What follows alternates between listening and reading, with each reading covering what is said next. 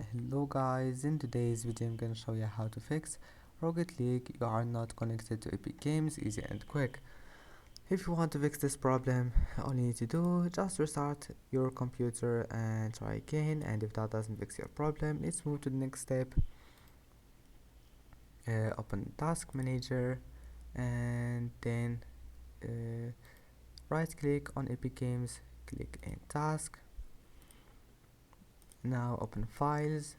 Don't open Epic Games, just open Files, Documents, and then My Games, and here you'll find Rocket League. Click on it, TA game, and now just click cache, delete cache, and if that doesn't fix your problem, just rename this file, just add anything you want here, and that's it.